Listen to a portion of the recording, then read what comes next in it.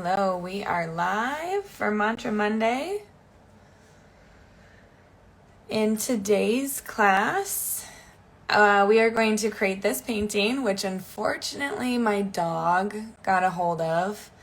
So the corner here is a little ripped out, but I'm going to create a new one tonight. I wanted to show you this one though, to show you that we're going to look at how to paint some really easy clouds and a wet on wet foreground. What you will need for tonight is a sheet of watercolor paper. I am using a cold press paper tonight. The brand name is called Arches. Because we're going to be doing a wet on wet, so we're going to wet the paper first and then put the color on top. And so if you have a quality of paper that's a high quality watercolor paper, you will notice a difference.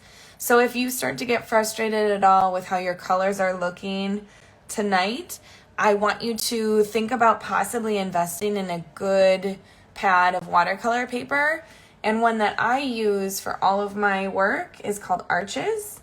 I'm using cold press tonight, which is a slightly rough finish on the paper. It's not smooth. But the reason why I'm using cold press is I do feel like it stays a little bit wetter for longer. It doesn't dry quite as fast. The weight of the paper, so that you can see, is 140 pounds or 300 grams. This is the lightest paper that I would paint on. If you go heavier than this, it'll be thicker. So the heavier the paper, the thicker that it is. As you can see, it will buckle a little bit. This buckling partially is because of my dog, but also partially because of the wetness of the paper. So it will still slightly buckle. If you are worried about the buckling, I would choose maybe a heavier paper for you. But most of the time you can iron it afterwards and straighten it out a little bit. I like to get the 10-inch by 14-inch, and then I cut them in quarters to make 4 5x7s. So I have my watercolor paper. Tonight you will need some fresh water because we're going to be doing wet on wet. So you definitely need to have clean water for this. You of course will need some watercolor paints. I'm using mostly Daniel Smith colors tonight. You can find a link of all of my favorite colors on my website. And the brush that I'm going to be using 2 different brushes tonight. One brush needs to be a larger brush that holds a little bit more water. This is a dagger brush. It's got this like sharp point here. It doesn't have to be a dagger brush. It can be just a larger capacity round brush. It could be a flat brush like this, but it's just something to wet your paper first. And then you will need a slightly smaller brush for more of the details. This is a round size 6. And then for tonight, you will need a paper towel. You can probably use a rag for this as well, but if it is dirty like my rag, I would choose a paper towel for tonight because you'll be using this. Once you paint the blue, we'll be using this to take off some of that paint to make the clouds. Okay? You won't need a pencil at first because we actually won't be drawing anything out. This is all done from freehand. And what you learn tonight, you can use if you want to go and try to do any plein air painting outside. You can use some of the skills you learned tonight for that. I am going to leave a little space at the bottom for a mantra. I did not leave one here because this is a smaller sheet of paper. You can choose tonight if you want to leave a small space, and then you can think of your own mantra. I just decided to do this really pretty scenery, and it lends itself well to a lot of different mantras. So whatever you're feeling today and whatever you want to bring into this next week. So let's start. Before we wet the paper, I do want to mix our colors first so that we have them ready. So the main colors that we're going to need for the sky are going to be two colors. A blue or teal for the main part of the sky, and then I am using a magenta for the second coloring. This is a part that you get to choose. I would still start with this blue, but if you want it, this second color to be a purple, or if you want the second color to be an orange, or if you want it to be a yellow, you get to decide what sort of sunset color you'd like here. So let's mix this blue first. I'm gonna move my larger paintbrush here. So as always, we're gonna start with clean water, and we're going to add some water to an empty section of our palette. And now we are going to be making a turquoise. I do have a turquoise already here. This is called phthalo turquoise.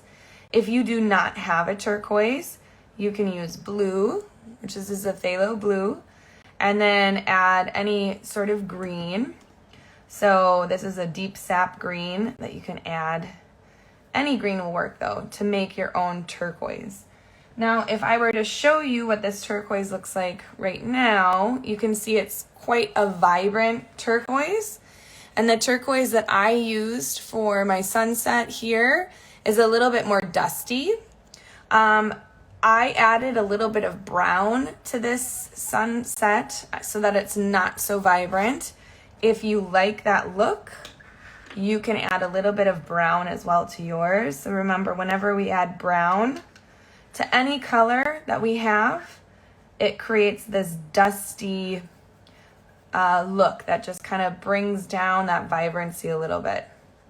So if you can see the difference, this is without the brown, this is with the brown. So it just kind of tones it down a little bit, makes it more of an earthy color. I like that. My palette of color and my choice of color tends to be more of these dusty colors.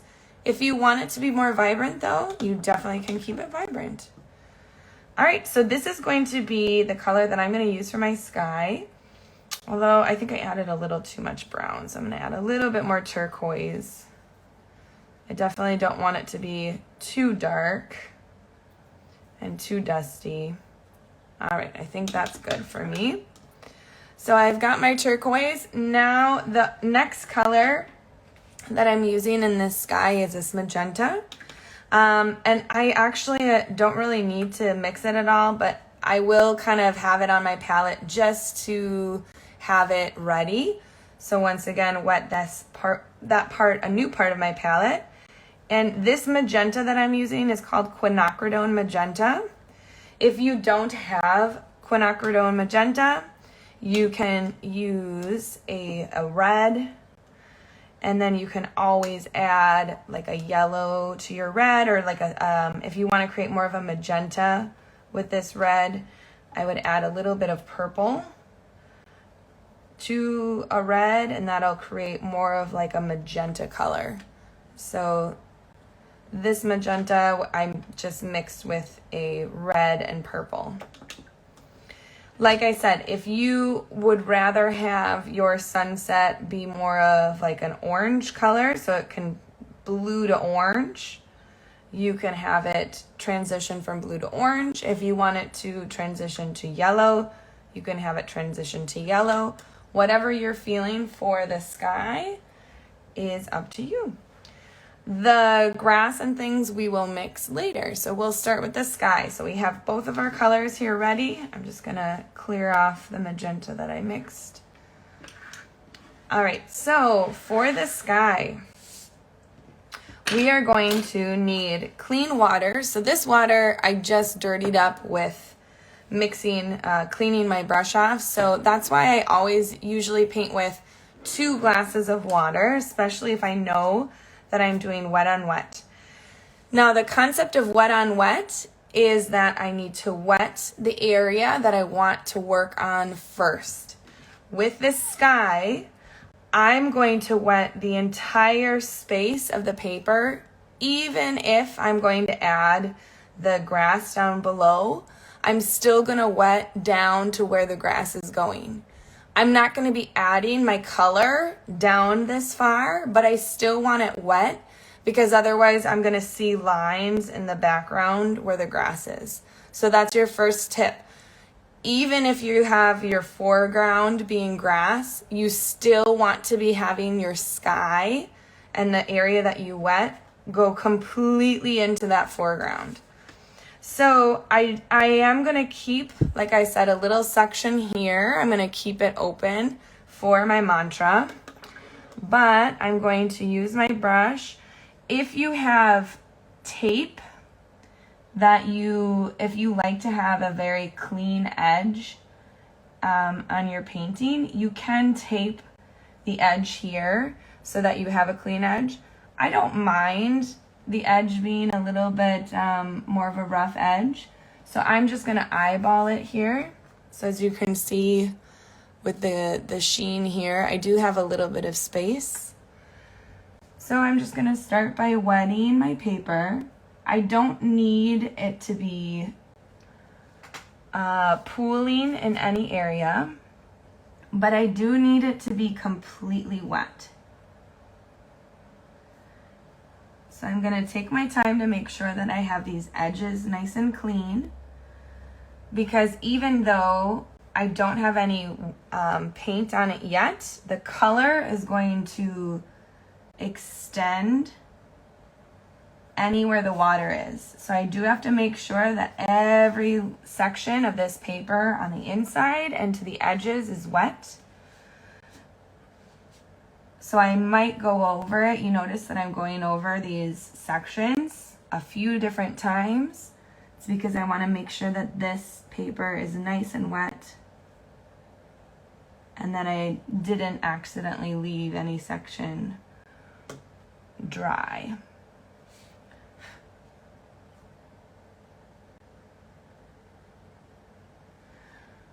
So this is why I talked a little bit about using a very high quality paper.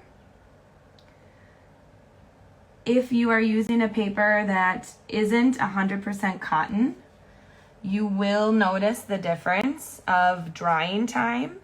Arch's paper is 100% cotton.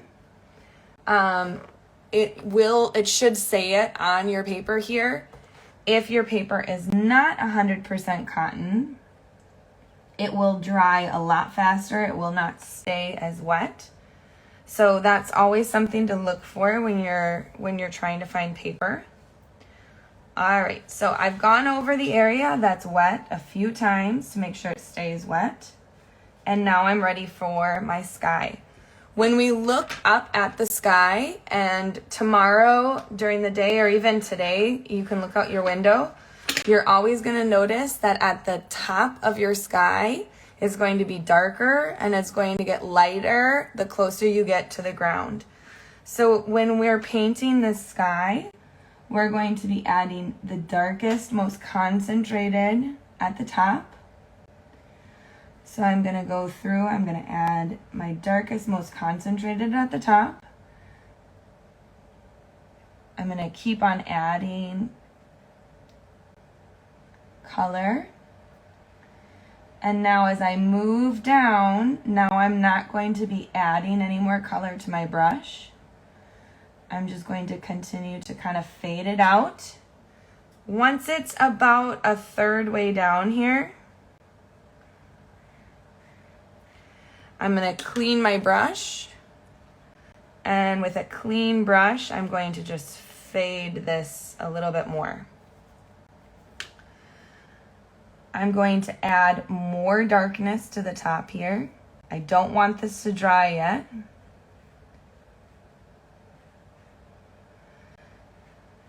Okay, so it's still dry. I kind of have to work quickly here. Now that I have this blue, now I'm going to clean my brush and I'm going to transition and do a very, very light pink here. So with my pink, I'm going to leave a little bit of space. I'm going to come down a little bit. So I notice this is clear water. I'm going to add my color below the clear water. Oops, I kind of went out the edge here.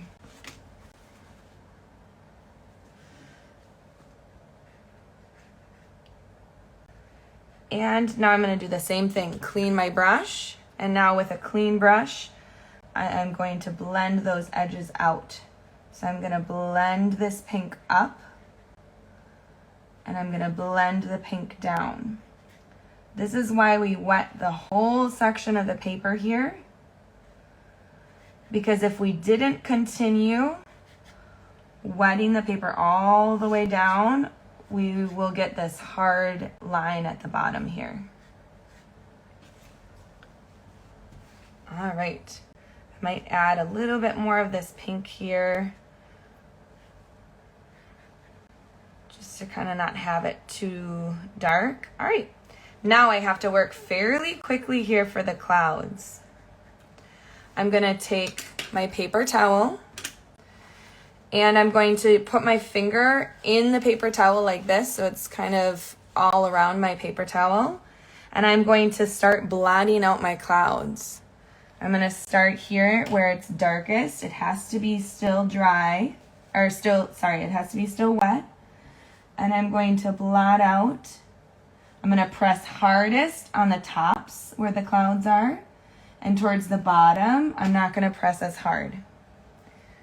I might do another set of clouds here. So I'm gonna press hardest on the top, because I wanna completely take that white out. And I'm not gonna press as hard at the bottom. Now I did this with my blue. I wanna come down and do the same thing with the pink, but I wanna find a new section so that I don't accidentally bring any pink. I'm gonna stick my finger in the paper towel. And I'm gonna do the same thing down here by the pink.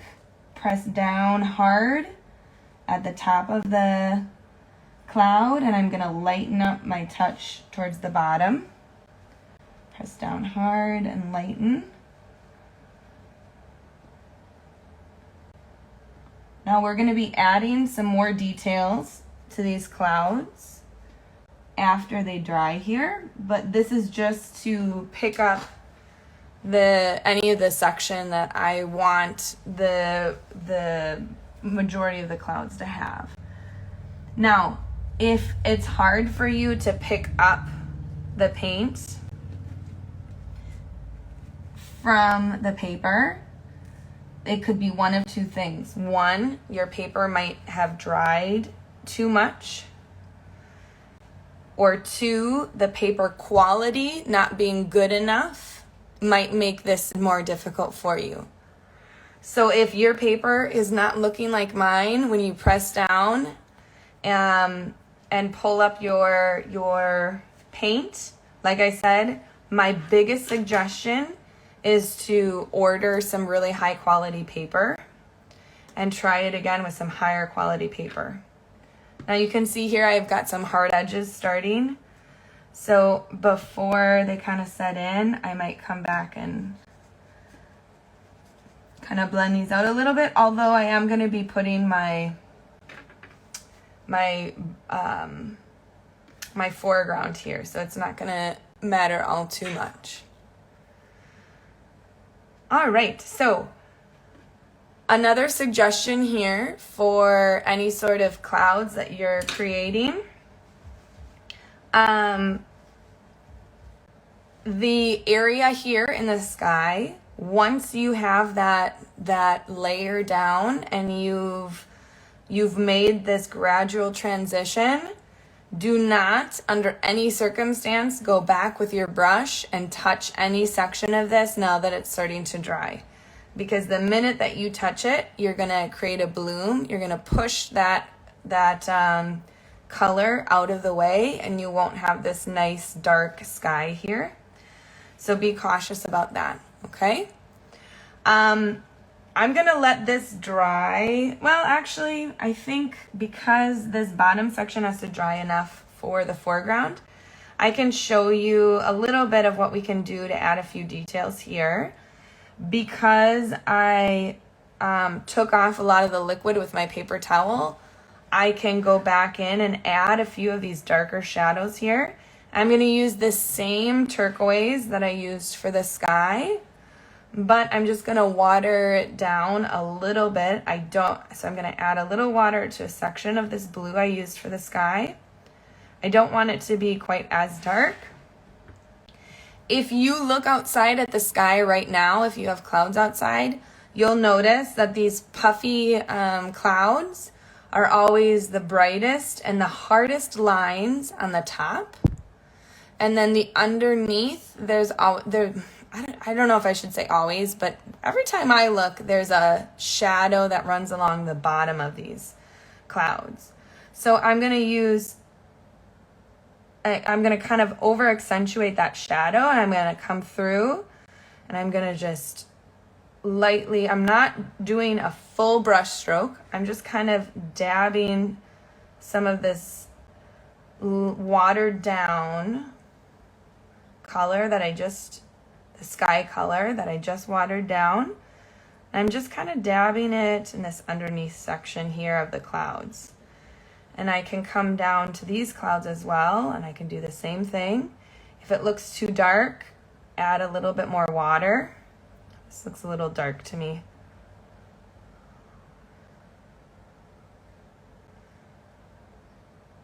So all I'm doing is I'm just adding a little bit of shadow, and I'm going to keep it to this underside of the clouds.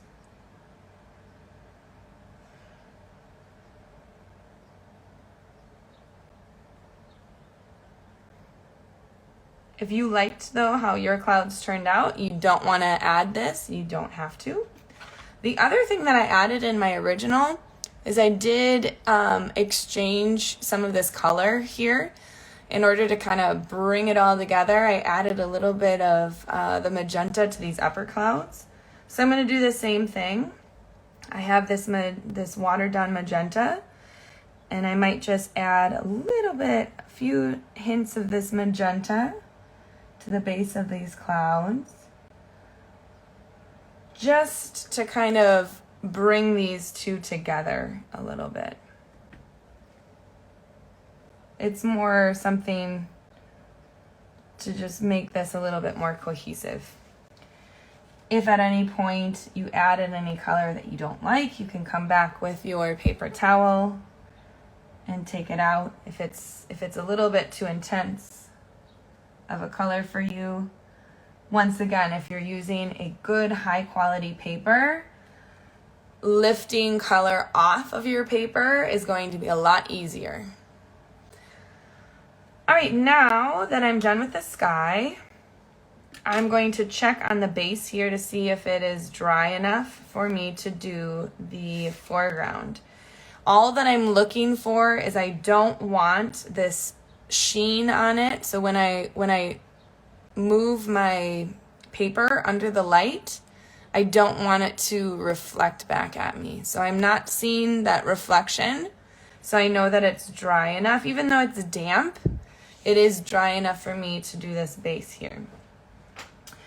So the base of this here is we're going to use two different techniques. We're going to first do a little bit of wet on dry. Then we'll add a little bit of this turquoise from the sky into the corners. And then we're going to flip our paper upside down. And while the grass is still wet, we're going to be pulling with our brush in a downward motion to create all these grass strands. Okay, so I prefer to do this upside down because for me as an artist, I feel my brush strokes pulling down are a lot nicer and neater than brush strokes when I push up. I feel like I have less control if I push up, okay? Then when it's still wet, I'm gonna drop in some purple just to kind of make these little lavender sprays here. Okay, so we're doing a combination of wet on dry and wet on wet for this foreground.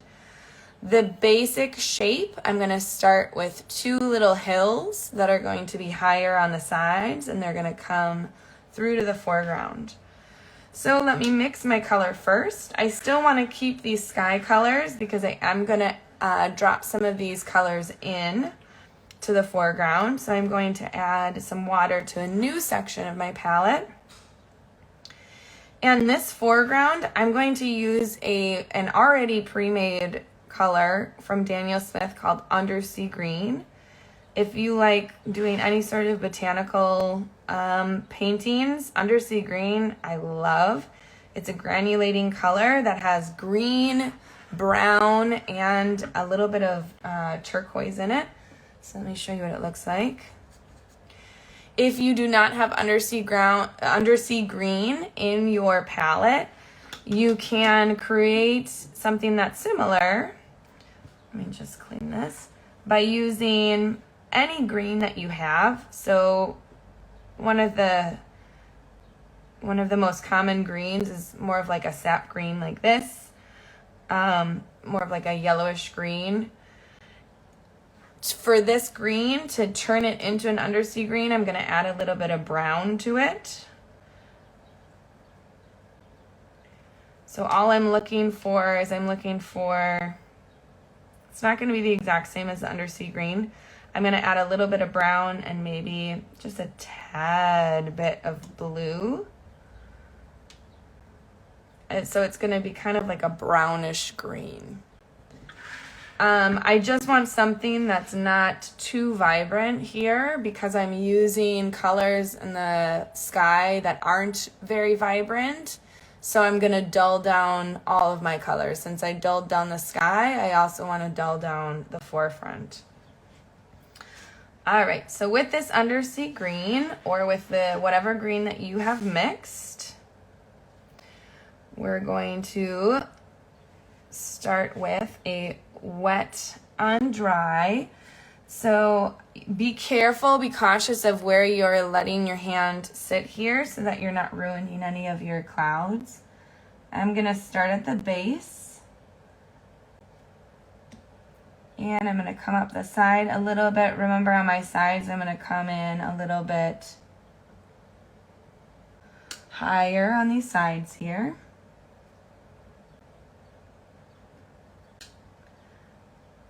And I'm going to come all the way over.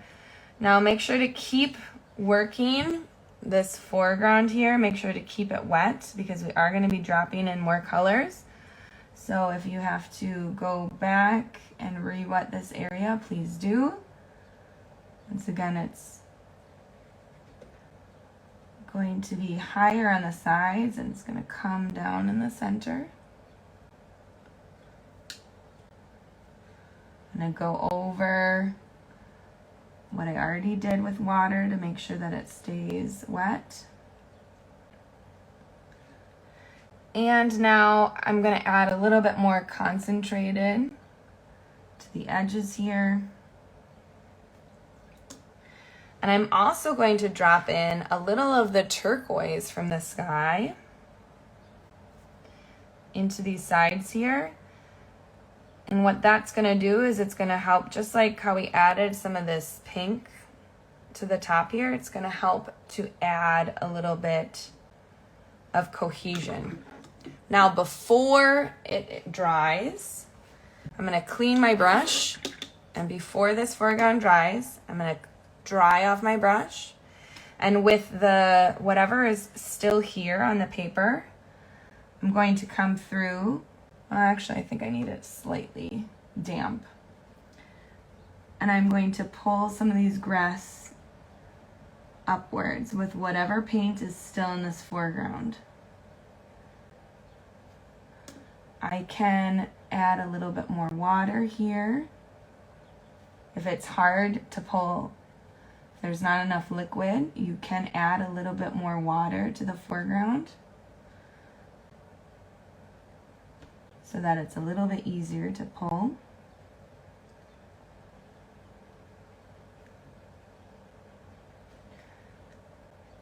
I know I'm doing this fairly quickly. If this is something that you like what it looks like, this is definitely worth practicing on your own. I'm going to zoom in a little bit so you can see. I'm trying my best not to press down hard with the brush.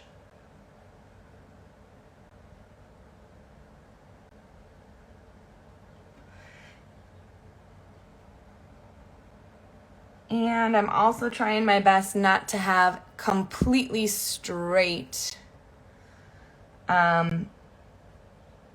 grass. So I'm kind of curving my brush to the left and to the right on occasion so that it's not always straight up.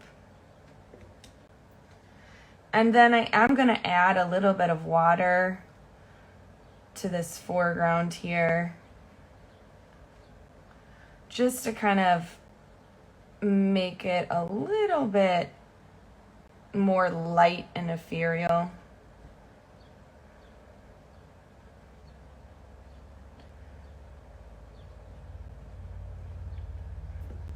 All right, now before this dries, I do want to add in some of these purples here for the lavender, because I do like how it looks with this purple kind of seeping down. But I did notice that I've got a little bit too bright and vibrant down here. I'm just gonna pull up a little bit of that color.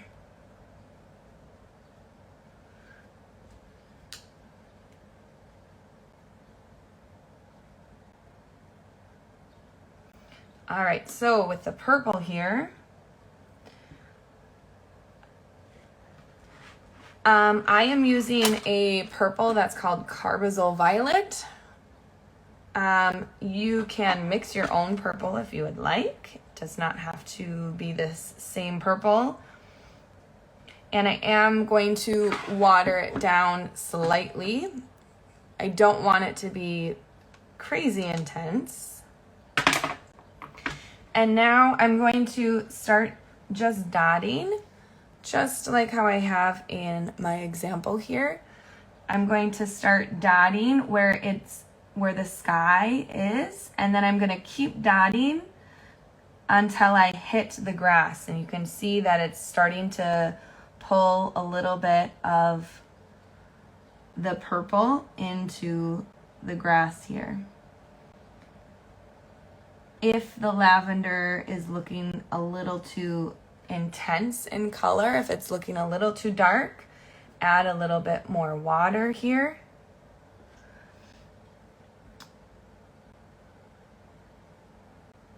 And all I'm doing, I will zoom in a little bit so you can see it a little bit better.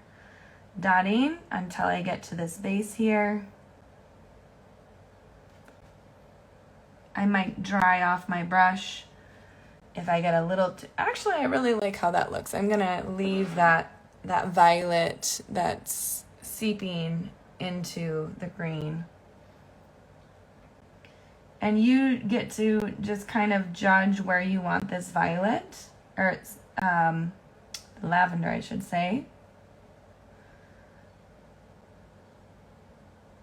I would suggest, if you're just starting out with composition, to kind of stick to something similar where on the sides you have the violet coming up a little bit higher, and as you get to the center it comes just a little bit lower, so that it almost acts like we're in this little ravine.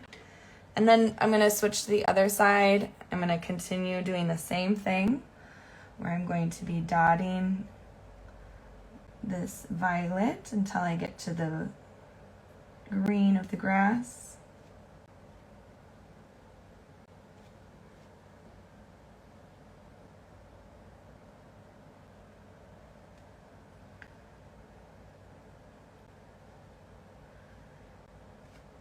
And I'm dotting this violet in vertical strands, just like lavender plants naturally grow.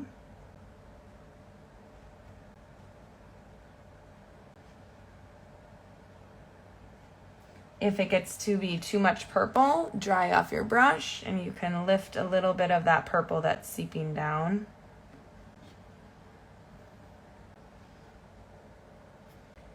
If you want it a little bit more transparent, add a little bit more water.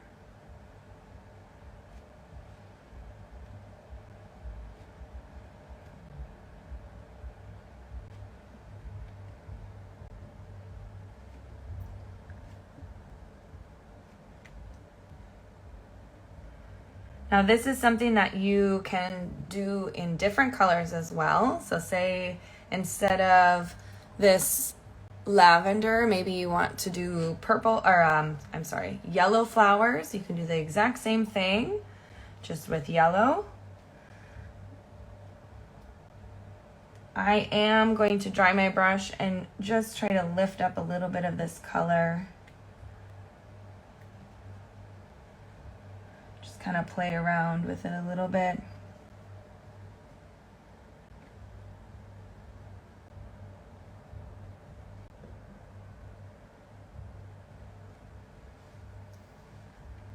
But that, in an essence, is a very, very quick